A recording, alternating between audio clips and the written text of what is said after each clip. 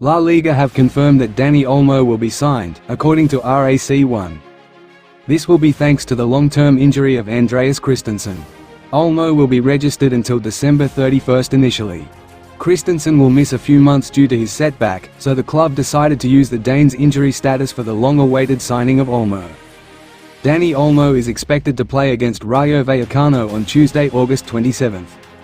When Olmo is finally allowed to play in La Liga, he is expected to become a regular in Hansi Flick's starting 11. The man likely to leave the team for Olmo is Ferran Torres. We can't say for sure whether Olmo will play as a number 10 or on the left side, but given Rafinha's impressive performances as a number 10, it's safe to assume he'll continue to play there. Now, here is Barça's probable starting 11 when Olmo is in the team. What next? Barcelona will have to wait and see if any of its sponsors will come to its rescue. Barça is counting on Aramark and Nike to bail them out with a financial injection. Meanwhile, Hansi Flick doesn't seem too perturbed by the Olmo signing saga. After all, he led Barça to back-to-back La Liga wins. The registration issue is something that neither the player nor the team can control. The situation is difficult, and I believe in the club and hope that we can register Olmo for tomorrow's game, Flick told the media. I hope to have Dani Olmo, I always do. It would be fantastic to have him, but we'll see what happens, Flick added. According to Luis Rojo of Marca, Barcelona cannot sign Federico Chiesa at the moment. The club have ruled out this option for the moment because they have not generated enough space in the wage bill to register Dani Olmo in La Liga. Barça also believe they are well covered in attack, with Lamine Yamal, Dani Olmo, Rafinha, Ferran Torres, Ansu Fati, Fermin and Pau Victor as winger options. Although he has reached personal agreements with Barcelona, Chiesa also wants guarantees regarding his La Liga registration, reports Matteo Moretto. The Italian winger is available for around €15 million after falling out of favour at Juventus. Federico Chiesa scored 10 goals and provided 2 assists in 37 appearances for Juventus last season. According to Florian Plettenberg, Barcelona are studying the possibility of signing Jonathan Tah.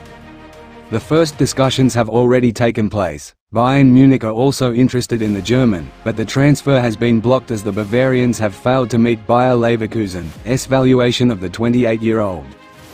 Tah's current contract with Bayer Leverkusen expires in 2025, meaning he should be available at a low cost. The centre-back played a crucial role in Xabi Alonso's historic Bundesliga triumph last season and is also a regular in the Germany national team and one Hansi Flick knows well.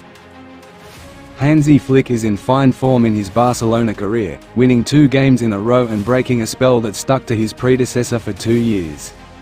Looking at Flick's first 2 games, we can already see his tactical approach to matches. The German coach likes to play with forward pressure, with his attackers running behind the lines and finding space, as Ernesto Valverde explained. What we will see regularly from Flick is the use of a number 10. That player is more likely to be Rafinha given his immense work capacity and creativity. It is also unlikely that Flick will use 2 newcomers in his midfield. So, we may not see Marc Bernal and Marc Casado starting together. Perhaps Bernal has already earned his place, meaning Casado will warm the bench as a substitute.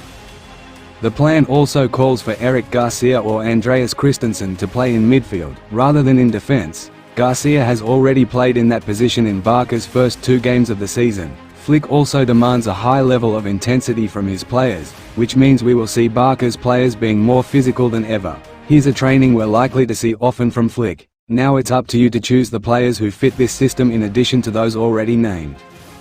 It is not true that I did not count on Vitor Roque. There are circumstances in each case and I have already told him that it was difficult for him, Hansi Flick said in his press conference.